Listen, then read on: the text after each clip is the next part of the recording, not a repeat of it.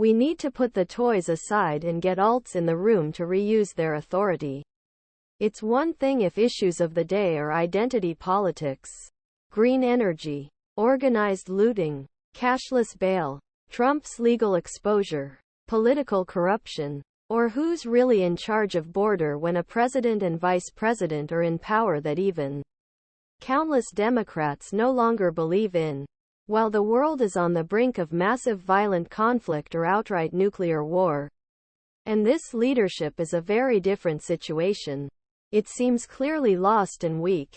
Hamas' barbaric attack on men, women, children in Israel, coupled with the war in Ukraine that brings us ever closer to a nuclear conflict, should serve as a stark reminder that real and decisive leadership matters is needed before it is too late. Unfortunately, history reminds us that it is not uncommon for presidents, vice presidents to find themselves in untenable or overwhelming positions that they can no longer handle, govern effectively. They often fail to see the right path forward, either because they stand too close to the problem or are shielded from negative influence by overprotective acolytes or partisan media. One such case occurred in the summer of 1974.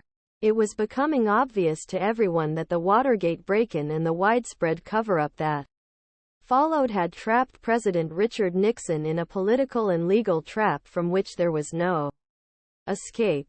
A growing number of senior Republicans feared that Nixon was too isolated from reality and perhaps too misinformed by his aides to rationally recognize his dire situation. For these and other reasons, several people decided that the White House needed immediate intervention.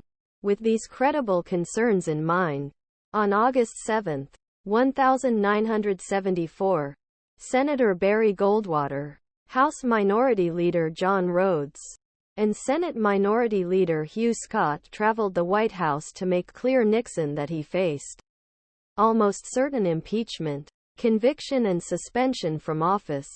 The next night, Nixon announced his resignation to the nation. Effective noon on August 9, 1974.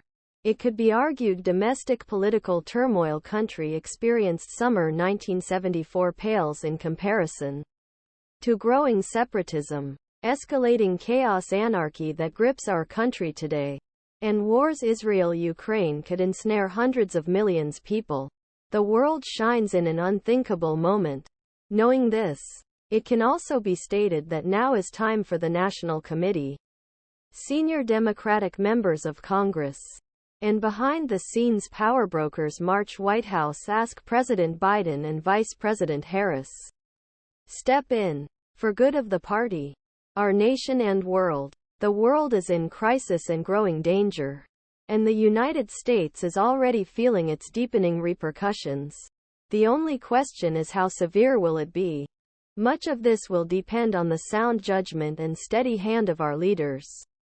Unfortunately, and quite dangerously, too many minds in our nation, whether from the political, military, corporate or academic